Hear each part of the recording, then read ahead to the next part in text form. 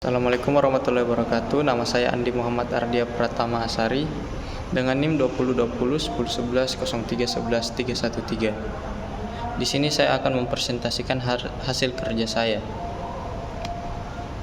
Yang pertama, hukum waris dalam sistematika doktrin dalam BW.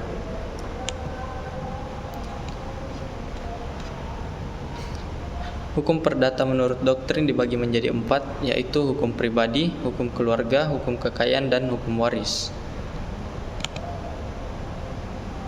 Yang B, hukum waris dan penggolongan penduduk di Indonesia. Ada 3 golongan, yaitu golongan Eropa, golongan Bumi Putra, dan golongan Timur Asing. Terus perumusan atau batasan hukum waris. Hukum waris menurut para sarjana pada pokoknya adalah peraturan yang mengatur perpindahan kekayaan seorang yang meninggal dunia kepada satu atau beberapa orang lain. Karenanya kita baru berbicara tentang masalah pewarisan kalau ada orang yang mati, ada harta yang ditinggal, dan ada ahli waris.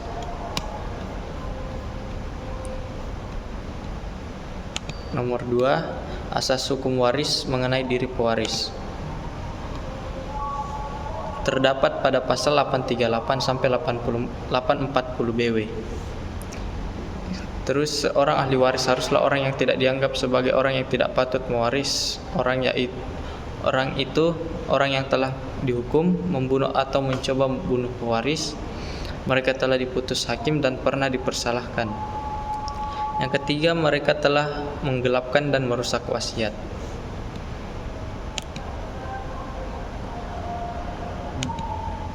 2B, azas hukum waris mengenai diri ahli waris. Yang pertama, asas ahli waris yaitu asas kematian pasal 830 BW. Yang kedua, ada bukti akta kematian, dan yang ketiga harus didahului dengan kematian. Nomor 3, hak paisine. Hak paisine adalah yang mati dianggap digantikan oleh yang hidup. Terus yang kedua, hereditas petito. Hereditas petito, setiap ahli waris berhak melakukan penuntutan hukum untuk memperjuangkan hak warisnya.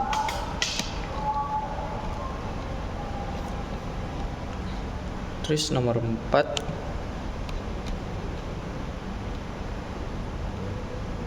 jelaskan syarat ahli waris AB intestato menurut pasal 832 dan 852 BW.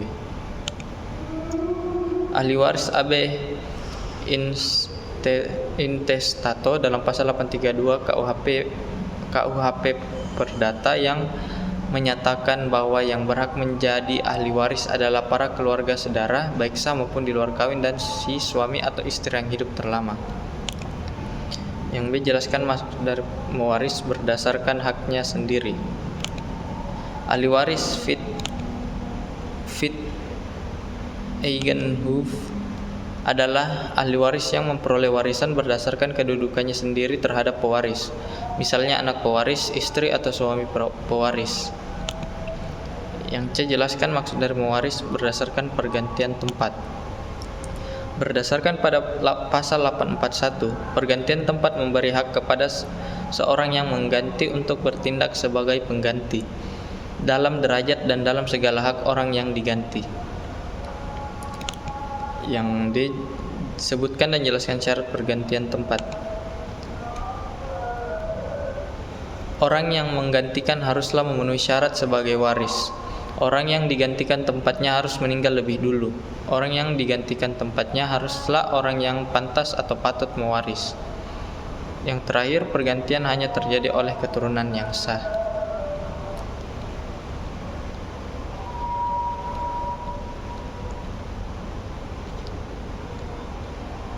Terus nomor 5, penggolongan ahli waris BW. Ada 4 golongan.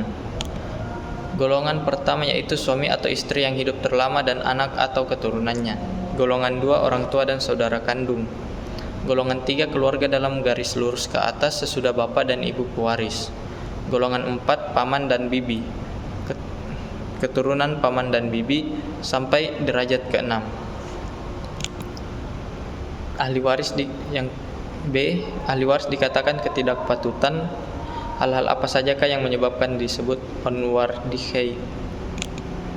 Yang pertama, mereka yang telah dihukum karena telah membunuh atau mencoba membunuh pewaris. Yang kedua, mereka yang dengan keputusan hakim pernah dipersalahkan karena secara fitnah telah mengajukan pengaduan bahwa pewaris melakukan kejahatan.